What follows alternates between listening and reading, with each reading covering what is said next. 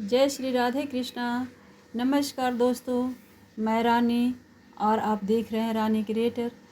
आज मैं आपको सुनाने जा रही हूँ एक बेहद रोचक और अद्भुत कथा, भगवान जगन्नाथ जी की पौराणिक कथा।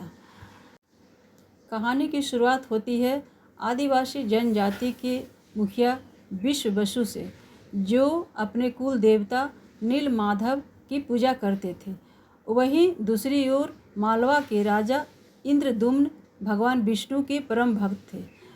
एक राजा को स्वप्न आया कि उत्कल, आज का उड़ीसा, में उन्हें भगवान विष्णु के एक अत्यंत दिव्य स्वरूप के दर्शन होंगे। उन्होंने तुरंत कई ब्राह्मणों को उस मूर्ति की खोज में भेजा। इन्हीं में से एक ब्राह्मण थे विद्यापति।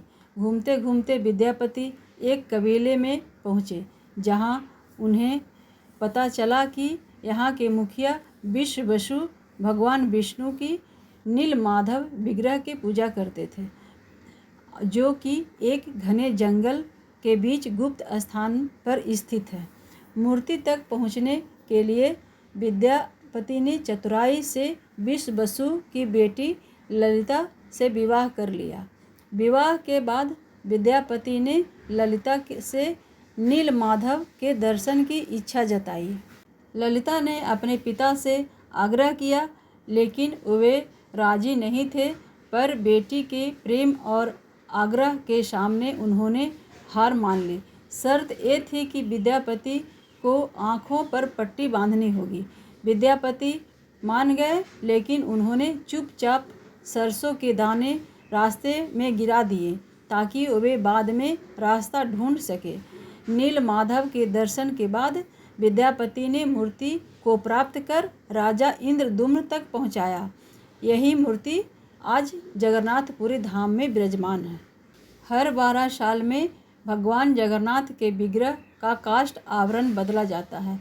एक कथा यह भी कहती है कि श्री कृष्ण के देह त्याग के बाद उनका हृदय जल में प्रवाहित कर दिया गया था। वह जल में जाकर लकड़ी के लट्ठे में बदल गया और उड़ीसा के समुद्र तट पर पहुंचा। राजा इंद्रदुम्न को फिर से स्वप्न आया और उन्होंने उस लकड़ी से भगवान की मूर्ति बनवाने का निश्चय किया। विश्वकर्मा जी वृद्ध मूर्तिकार के रूप में आए और बोले, जब तक मैं खुद न कहूँ इस कमरे का दरवाज़ा मत खोलना। कई दिन तक मूर्ति निर्माण की ध्वनि आती रही, फिर आवाज़ आनी बंद हो गई।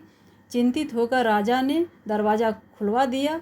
अंदर देखा तो कोई मूर्तिकार नहीं था, लेकिन भगवान जगन्नाथ, बलभद्र और सुभद्रा की अधूरी मूर्तियाँ विराजमान थीं।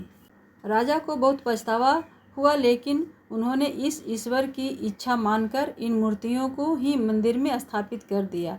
मान्यता है कि मूर्ति के अंदर भगवान का शरीर है और उन्हें देखने वाला जीवित नहीं रह सकता। लेकिन जब काष्ठ आवरण बदला जाता है तो पुजारी अपनी आँखों पर पट्टी बांध लेते हैं और पूरी विधि गुप्त रखी जाती है।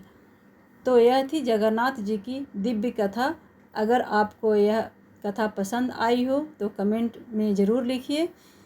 जय जगन्नाथ। और ऐसे भक्ति भाव से जुड़े कहानियों के लिए चैनल रानी क्रिएटर को ज़रूर सब्सक्राइब करें। धन्यवाद। जय राधे कृष्णा।